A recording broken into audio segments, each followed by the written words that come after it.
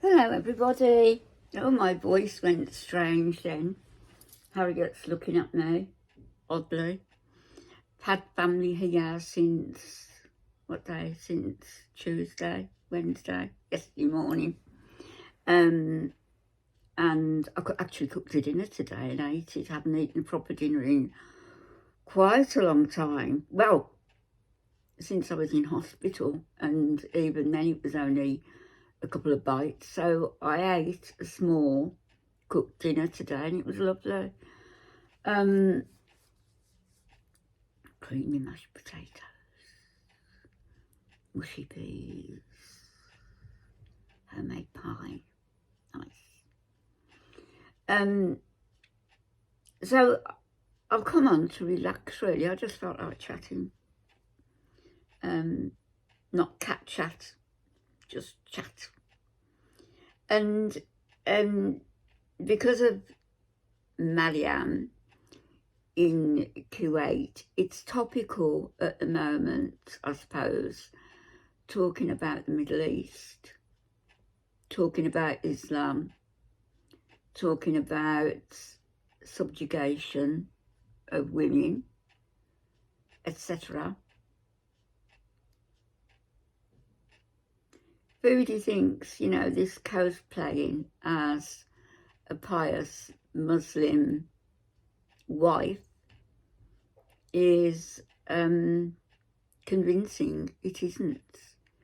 We know that the marriage is one of those temporary marriages that men can get with anybody for 3 days, 3 weeks, 3 months.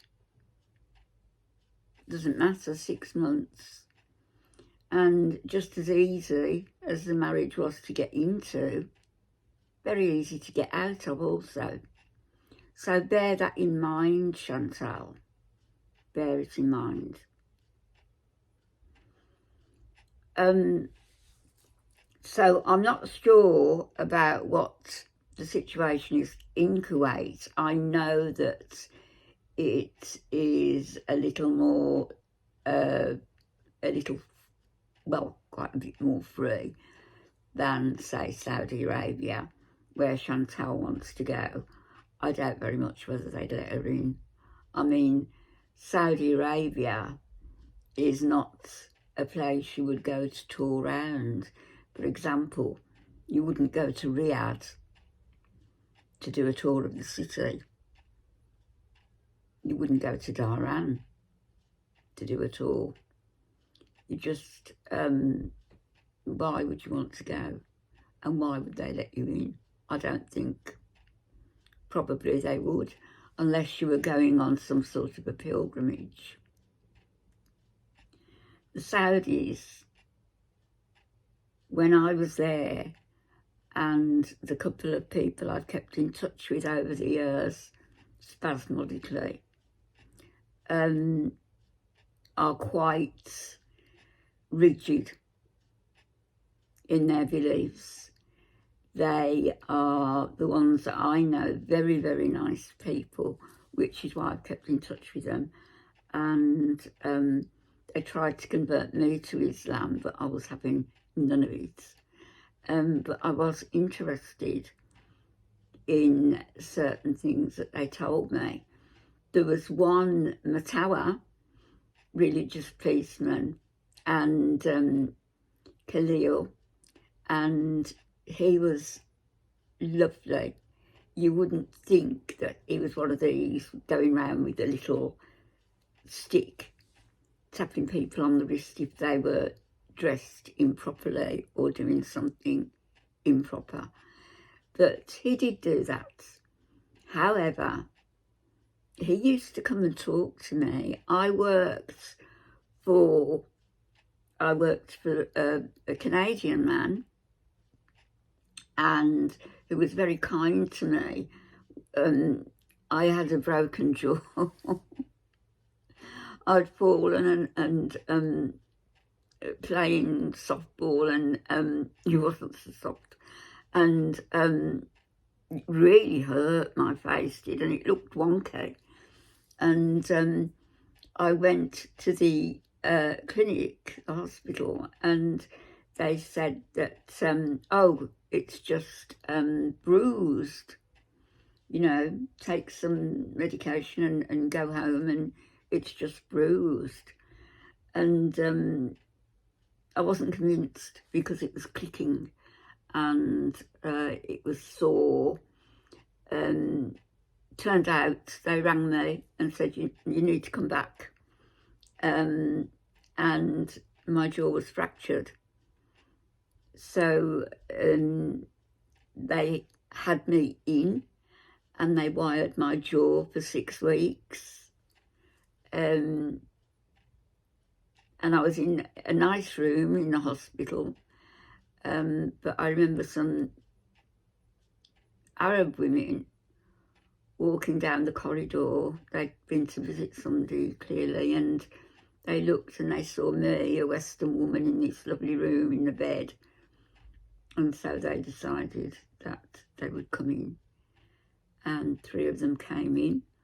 One of them went in my bathroom. And you can imagine she made an almighty stink. And they came out laughing. I was retching. And I had to go out to the nurse and said, I can't stay in that room. It was awful. Why they did that, I suppose, because I was a Western woman and I was getting excellent treatment. Well, some, not all, as I say, I met a lot of really nice people, Muslims, but some, they don't seem to realise that once the last Western person has gone and switched the lights off, that will be it. Because it's the Westerners who actually have the expertise and the knowledge, etc. Anyway, I'm digressing. So I was moved to another room and my jaw was fixed and I couldn't wait to get out. But you know what the worst thing was? It wasn't the food. Food has never bothered me. Oh, by the way, I've got a 34-inch hip now. I've measured myself this morning. 34. There was just a tape measure in my drawer, so I picked it up and I measured. So the worst thing was not the food. It was the fact that in the heat there, and it was summer, I couldn't lick my lips properly. It's surprising how often, subconsciously, that you lick your lips. You just do. I mean, if you counted the times that you did it in, say, 5 minutes, you'd probably be very surprised, particularly in the summer. So that was the worst thing, not being able to lick my lips and walking round and not being able to lick my lips. I had friends who made me lots of lovely smoothies. And then this one day, I had a hankering for, of all things, baked beans. Well, baked beans on toast. But I didn't have the toast. But what I did, disgusting, I liquidised a small can of baked beans. And, you know, it was a long time before I could look at a bean again.